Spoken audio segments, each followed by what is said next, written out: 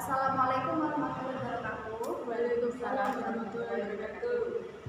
Selamat pagi Ibu. Selamat pagi, Mbak. Ya, sebelumnya perkenalkan, nama saya Cynthia Rahmat Rizka. Saya mahasiswa dari Universitas Muhammadiyah Kudus. Sebelumnya ini dengan Ibu siapa? Saya Mbak Fajri, Mbak. Oh, Mbak Fajri. Saya juga lulusan sana loh. Oh iya. Tahun berapa Mbak? Oh, tahun 2000 berapa ya? 2015 Mbak. Oh iya. Kalau ini Mbak siapa? Mbak Tika, sama lulusan dari Oh iya. Baik, di sini nanti pada pagi hari ini saya akan melakukan penyuluhan kepada Mbak Fajri dan juga Mbak Tika ya, mengenai alat kontrasepsi dan juga tentang PKB. Apakah Mbak Fajri dan juga Mbak Tika bersedia? Bersedia. Bersedia. Baik, saya mulai ya. Yang pertama yaitu pengertian alat kontrasepsi terlebih dahulu. Pengertiannya yaitu alat kontrasepsi adalah suatu cara atau metode yang bertujuan untuk mencegah pembuahan sehingga tidak terjadi kehamilan.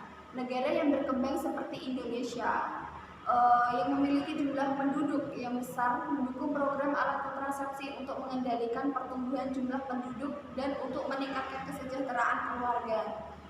Kemudian pertimbangan pemakaian alat kontrasepsi yang pertama yaitu usia ibu kurang dari 20 tahun. Itu kontrasepsi yang reversibilitasnya tinggi atau kembali ke kesuburan tinggi. Kemudian usia ibu lebih dari 35 tahun itu kontrasepsi efektif atau kegagalan rendah dan reversibel atau irreversibel.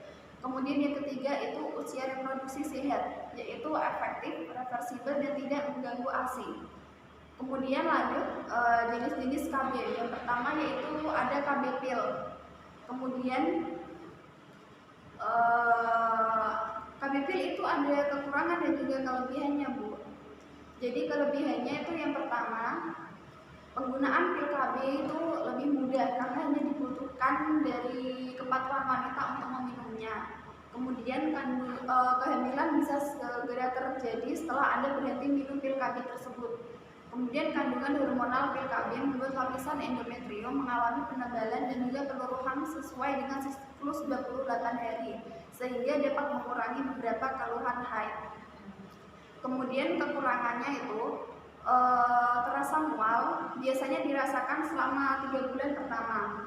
Terus terjadi pendarahan di antara masa haid, terutama bila lupa atau terlambat minum pil KB tersebut. Kemudian mengalami sakit kepala ringan. Yang kedua yaitu ada KB suntik.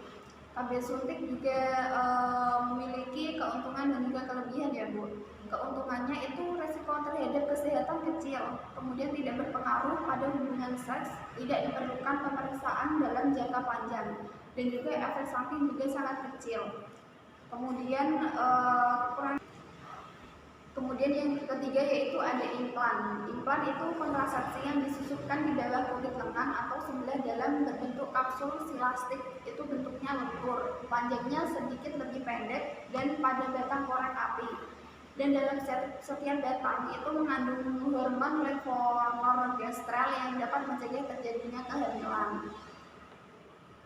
Kemudian ada IUD. IUD itu alat kecil terdiri dari bahan plastik yang lentur yang dimasukkan ke dalam rongga rahim dan harus diganti jika sudah digunakan beberapa periode tertentu. Kemudian itu ada jenis-jenis IUD ya di Indonesia. Yang pertama itu ada copper T. Kemudian juga ada copper 2D. Kemudian cara kerjanya yaitu menghambat kemampuan sperma untuk masuk ke kembang falopi, kemudian mempengaruhi fertilisasi sebelum ovum mencapai kafum uteri. Kemudian yang terakhir itu IUD bekerja terutama mencegah sperma dan ovum bertemu. Walaupun IUD membuat sperma sulit masuk ke dalam alat reproduksi perempuan dan mengurangi sperma untuk fertilisasi.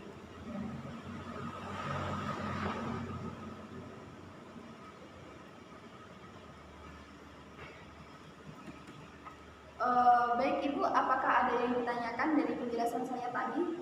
Saya mau tanya Mbak tentang keuntungan dan kelemahan dari KB IUD. Baik Ibu, Ibu tadi bertanya kan sisi negatif dan juga positifnya dari penggunaan KB IUD.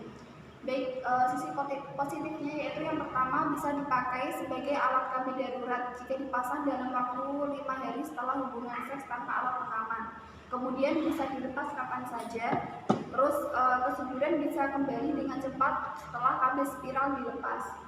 Kemudian sisi negatifnya itu biayanya pemasangan itu sangat mahal Ibu. Dan selain itu, jika berhenti menggunakan KB spiral, maka Anda harus pergi ke dokter untuk melepasnya terlebih dahulu. Begitu Ibu. Jadi Sudah jelas? jelas sekali. Apakah Ibu Vika ada yang ditanyakan? Saya rasa cukup. Baik, terima kasih ya Ibu atas partisipasinya untuk melakukan penyuluhan pagi hari ini. Ya, Mbak. Baik, sekian. Wassalamualaikum warahmatullahi wabarakatuh. Waalaikumsalam.